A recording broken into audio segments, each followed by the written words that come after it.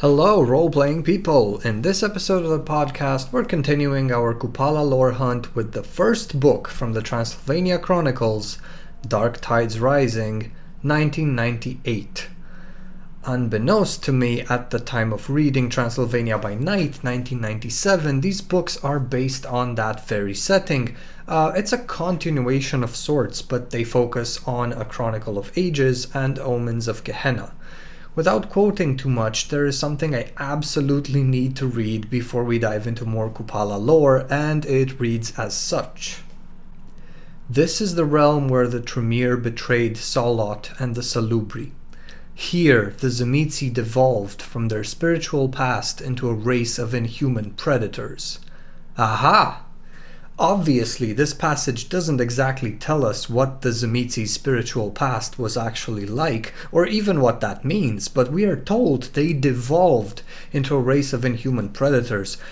The fact that they were predators probably hasn't changed, because all Cainites are predators in one way or another, so what must have changed is the way they regard humanity. That's where the clan devolved. I will remind you briefly of an assumption I made in the previous episode that maybe the eldest was less the monster everyone makes him out to be and more of a scholar of ascension and transcendence. Now, this quote really seems to point in that direction, to point to the fact that Tzimisce might have been humane even after it left Enoch and settled in the Old Country. It certainly didn't partake in the murder of the second generation, that's for sure. So this is a very interesting situation. Clans who are regarded, often regarded as more humane, they slew the second generation, and Tzimisce didn't. Perhaps we'll get more information later. The next very, very interesting morsel of information is, and I quote, "An ancient evil in the land, often linked to the Slavic god Kupala, remains after countless centuries of Tzimisce metamorphosist ceremonies and Koldun rites of worship." To that I say, aha, again, because this is also important. So Kupala remains because it is worshipped by the metamorphosist and Koldun Tzimisce, whether they are aware of it or not. So because we hear of the fact that vicissitude and Koldunism enhance the power and spread the taint of Kupala, again I will say this is confirmed. Whether these disciplines were taught to the clan by the demon itself or were known to them beforehand, they certainly were corrupted by this evil entity, so it makes sense other clans and sects would see them as a taint, as a disease. Now, to sum up the information presented to us, Zelios, the Nosferatu Master Mason, is trying to bind Kupala by strategically placing runes on certain fortresses or castles in the Transylvania region, and canonically he succeeds. Octavio is the weirdest character ever. He is both against Kupala but also part of the cult and indulges in ritual sacrifice. It's so weird.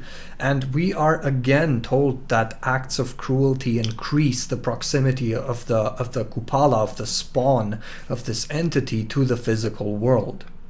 We find out that a tome known as the Librum Terram, the Book of the Land, which was found in Alba Iulia, is supposed to reveal the location of the eldest, and it does. Canonically, the eldest is diablerized by Lugoj after the Tzimisce anarchs travel to the Cernog monastery, never heard of this one, which is located atop a mountain peak, and the traveler needs to climb 1,236 stone steps to reach this place.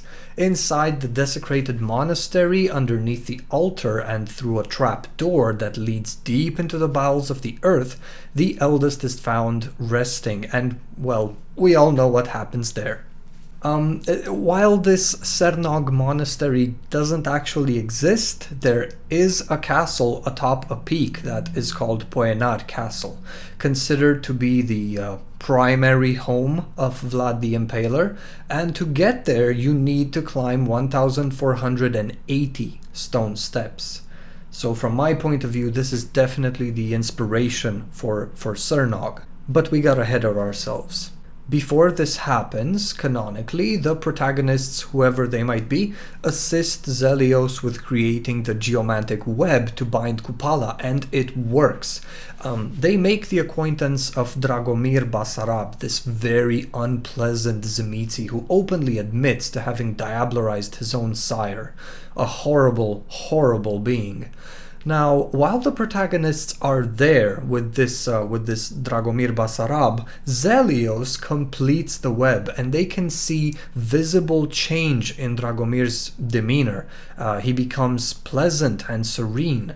So, though unclear how Kupala actually came to be imprisoned in the Carpathians, we know Zelios' ritual of binding definitely weakened the demon, who had a very strong grip on the local Tzimisce.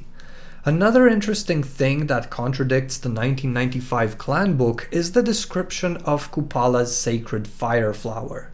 In the clan book, it was described as a blazing object, whereas here we read, "His burning malice is seen in the creation of a legendary blood-red bloom known as the sacred fire flower of Kupala. With it, sorcerers may bind or loose demons." And this information can actually be discovered in-game by those who play this chronicle, as it's contained in a book that one of the protagonists acquires. So the lore regarding this flower is the same, but the description is different. Perhaps the bloom blazed in the night sky as a result of the ritual being performed on Kupala's night. We don't know. It's just a very small inconsistency, but hey, it's worth pointing out. Also worth pointing out, Octavio believes his visions of the future are granted to him by Kupala. And one of the most interesting things I've read in this book is the following. Though Octavio believes Kupala to be irredeemably evil, in actuality the demon seeks to preserve itself and its chosen lands from a far greater threat, destruction when Gehenna comes. To this end, the demon has gifted Octavio with prophetic visions, granting him knowledge of the 8 signs that foretell the coming of that cataclysmic time. Aha! For the 3rd time this episode. So Kupala can see into the future and in its own twisted way seeks to prevent its own destruction and the destruction of its land. Why would it care about the land, though? Why would it not desire freedom? And at this point, we can get a clue about why this place is so important by looking at the Tremere side of the story in this chronicle book. It tells us that the Tremere came here to harvest Vis, which is raw magic, but more than that, there is at least one very powerful node in the old country under Tihuca Pass. Tremere himself is strange, to say the least, after diablerizing Solot, and he often gives orders and makes decisions he doesn't later recall, like his decision to have Goretrix monitor France, despite the council's displeasure with this decision. Whether it's Solot manipulating him or Kupala, well, that remains to be seen. One thing is for certain, the Tremere are also involved in this. Speaking of Solot, the prophecies in the Book of Nod are, according to this source, commonly thought to be his visions, Solot being the most beloved of Cainites, reputed first recipient of Golconda, and apparently willing sacrifice to the diablerie of Tremere. Muhahaha. So to sum up what we've learned, Kupala is capable of seeing into the future to some degree and is trying to avert Gehenna, thus saving itself and its lands, which by the way are magic indeed. There are nodes here and there is Vis. Octavio's title of Voice of Kupala is well deserved, as the demon effectively works through this Malkavian prophet, even as the poor Cainite is trying to fight off the influence. Is that influence strong? Yes, it is. Multiple Cainites are under the influence of this entity, such as Dragomir Basarab, and when Zelios completes his geomantic web of binding, Kupala is visibly weakened and loses some of its malevolent influence over others. We know the local Tzimisce have been worshipping and empowering Kupala for centuries, and that sacred fire flower, which is described as a blazing object in the 1995 clan book, is described here as a blood-red bloom that has the power to bind or loose demons. Final mention, we are told this is the land where the Tzimisce devolved from their spiritual past into a race of inhuman predators. What does that mean exactly? Well, maybe we'll find out in the future.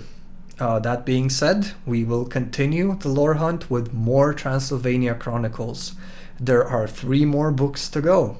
Thank you very much for listening. Take care, have fun, and don't forget to play.